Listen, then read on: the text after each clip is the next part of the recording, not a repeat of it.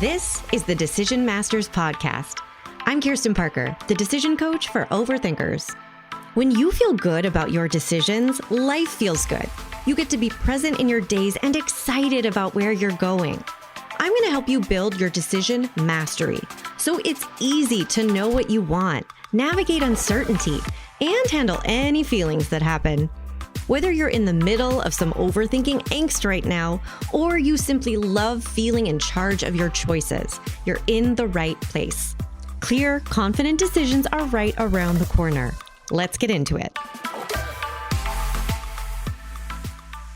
Well, hello again, friend. Kirsten here, your decision coach, and we have such exciting things to talk about this week because we're going to talk about 3 mistakes that you can avoid so that you can have way better holiday season.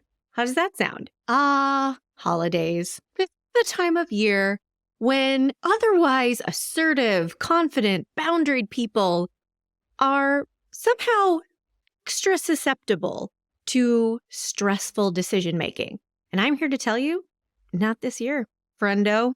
We're going to lay out these 3 very common mistakes that it's very easy to make. Remember, we're never judging here. We're just going to be on the lookout because what we don't want is for this cliche season to come upon you.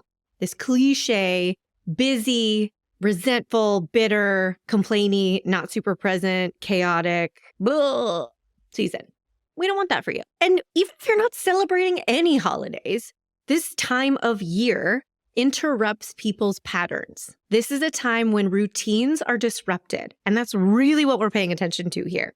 Because you are not following your regular routines most of the day, most days, it's easier for you to go off the rails, as it were, with decision making. It's easier for you to do things outside of your norm when you're not living inside your norm. Make sense?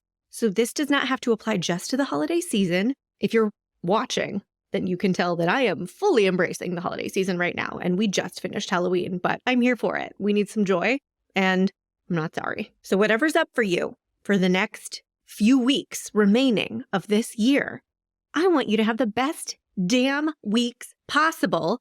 And if that's what you want, then let's get into the mistakes that you're just going to decide in advance I'm not going to make. Done. Mistake number 1 is making decisions out of groupthink. What is it about this time of year that seems to the autonomy out of the air? Well, it's actually a few things. Social pressure, family traditions, sweet cinnamon-scented obligations that are thrust upon you that you feel obliged to meet. We have to call attention to the groupthink effect that the holiday season has on us because it can propel us into all kinds of decisions that are made out of obligation and guilt and implied debt and made up things that we do not actually genuinely believe. So what is groupthink? Groupthink is when there's a consensus because the majority of people seem to agree on something. So you just go along with it because it's easiest, even if you don't really agree, even if you don't really think about if you agree. What are some examples at the holiday season time or the end of year where groupthink mucks up our decision making? I'm so glad you asked. Groupthink. It's the holidays. Everyone has to be crazy right now. There is a consensus about this, folks. And I'm here to tell you, not true. Not everybody has to feel crazy. You don't have to be busy and miserable and running around like some kind of headless chicken. You just simply don't have to. But you will find a dozen strangers on the street who will agree with you if you say, yeah, it's the holidays. What are you going to do? Right? Other things that groupthink influences. This is where it seeps into your decision making. So just check. It's rude not to host people for whatever, for a dinner that maybe you've always hosted or that someone has asked you to host, maybe hosting people at your home for a 2-week stay in your house inside where you live. Groupthink would also have us believe that it's selfish to do your own thing at the holidays, whatever that may be. Staying at a hotel instead of mom's or going on safari instead of to Ohio. Groupthink would have us believe you should keep to tradition. Tradition is good. Deviating from tradition is bad. You should do things the way they've always done because that's the way we've always done them. Groupthink at work has us believing it's a busy time. Everyone needs to work harder. It's the last quarter. Everyone should do overtime, but not get paid for it. My friend, I need you to remember the person you are the rest of the year. The one who is very good at questioning assumption and considering your own authentic opinion when making decisions. If you aren't very good at it, you are very interested in it. I know because you're listening to this podcast. So please let me be that voice that jingles in your head the next time groupthink is trying to convince you that you have no choice but to spend $5,000 to fly your whole family across the country to spend time with people that you don't even like. No, you don't. You will be able to find a lot of people who will agree with you if you walk into a room and say, yep, I don't want to, but them's the breaks. What are you going to do? And since I know you want to be an empowered, authentic, self-honoring decision maker, I need to take a deep old breath and answer that question. Answer the question, what can you do? Because you know the answer. The answer is you can do whatever you want. You're an adult. You are lucky enough to be an autonomous adult. So let us take advantage of that. If you want to see family, see family. If you don't have to. And little side note caveat soapbox moment. If you are saying you don't want to see family, but you really do because you know you'll regret it if you don't, then stop complaining. Stop being a complainer. Own your decision. Okay? Decide the reasons you like for whatever decisions you're going to make about anything this holiday season. And don't act like you have no choice in the matter because it doesn't feel good. This is coming from love. Hashtag said with love. We're not judging here. Remember. But it doesn't feel good to you to walk around your life perpetuating the story that I don't have a choice.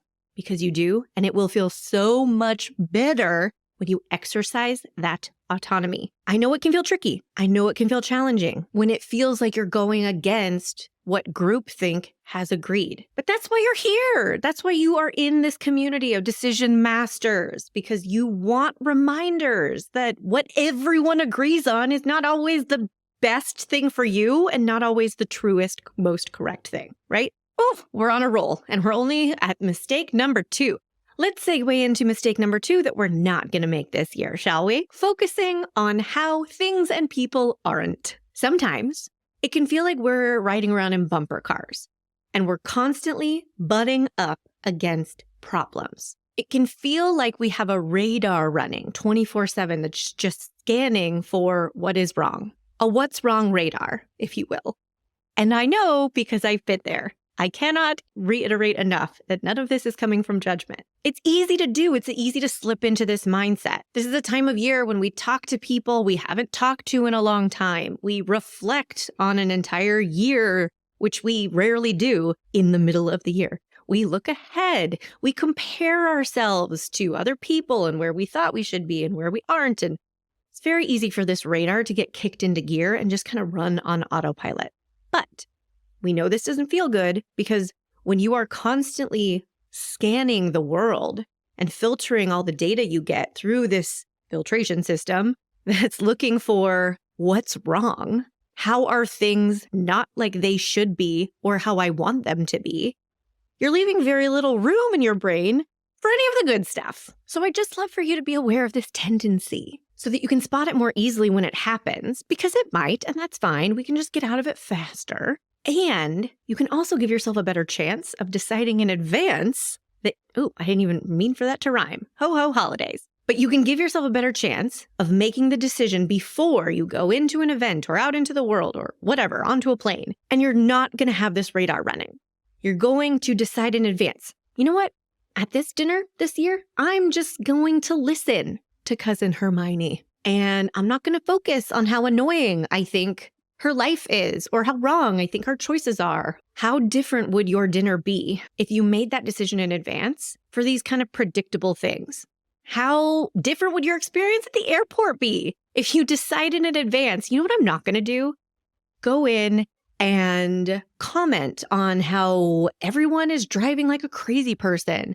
And I'm not going to focus on how much time everything is taking and how I'm late and how everything isn't the way I want it to be and how everyone isn't the way I want them to be. What would your experience be like if you made that change. Now, quick caveat, we're not talking about invalidating yourself, okay? So if there are genuine thoughts and feelings that come up in your mind, you know me, you know I love me some validation. You are allowed to be annoyed at stuff. The difference is we can switch into this radar running 24/7 mode, and it can ruin your experiences. So I want you to just be more aware of this tendency and not make the mistake of letting the radar run your days. Brings us delightfully to mistake number 3, which is not naming the core values that you want guiding your decisions this season.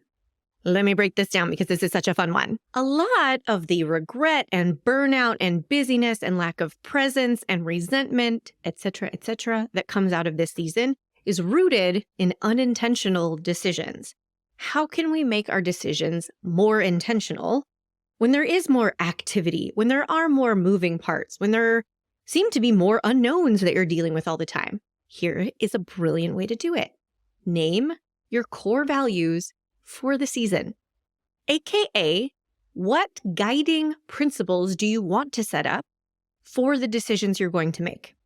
What's a framework that would help you know this is the right decision for me, or this is the best decision, or that is not the right decision for me? I want to give you some juicy examples from my clients because they are rocking this, and it is oh so fun.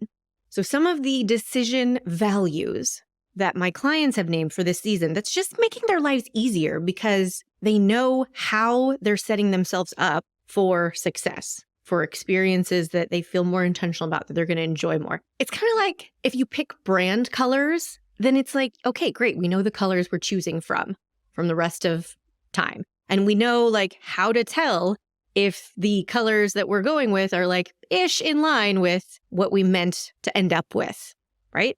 Same with like a color scheme for a room. My whole office is covered in palm trees most of the year. Right now it's covered in like holly. So I want to help you set up a filter so you know how to make decisions more easily and you can know you can trust them. So some values my clients are using right now include ease. Yes, please. Yes, please to the ease. What if you just got to make decisions based on what's easy this year? What if, even if you decided to take on a challenge, you had the core value of ease already in place? So you guaranteed yourself that you would find ways to make that challenge easier to take on. What would that change? Oh my gosh, another great one. Fun. Remember fun? What if you didn't have to check box and errand your way through this entire season?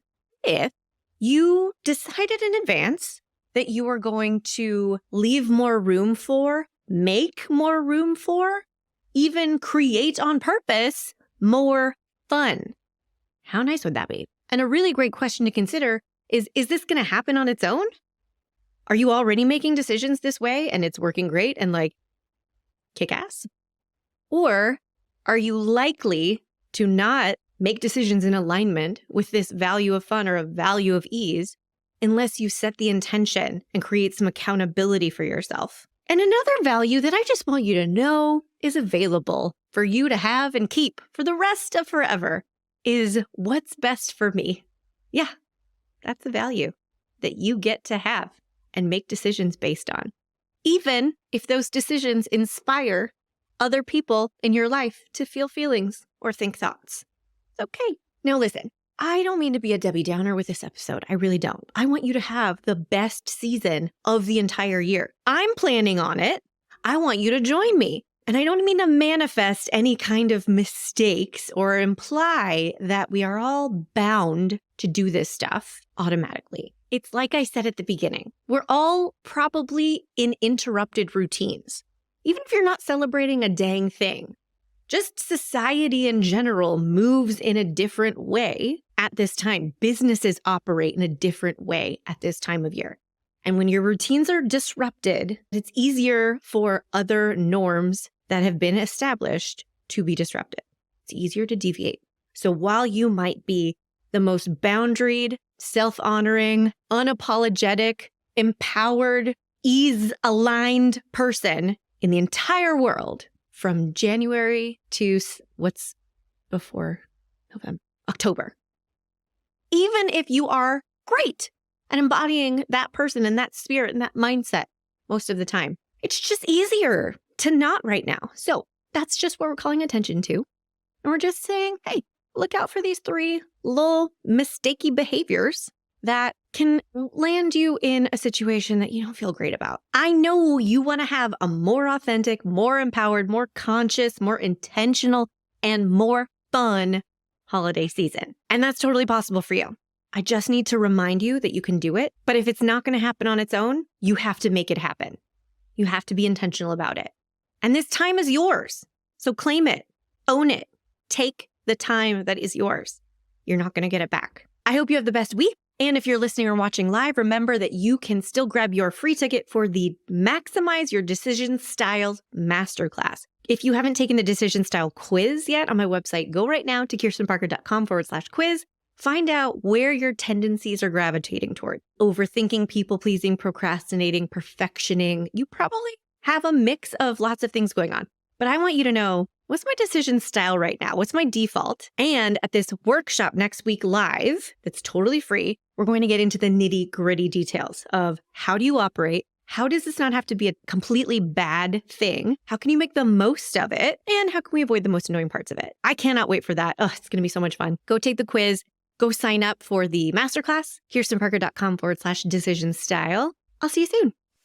Hey, want to find out your decision style? Obviously, go take the decision style quiz. It's in the show notes and at kirstenparker.com/quiz. We all have our style when it comes to making decisions, but do you know how to use your default way of thinking to your advantage? Or do you mainly get stuck in the most annoying parts of overthinking and people pleasing? The decision style quiz has your answers, my friend. Take it right now at kirstenparker.com/quiz.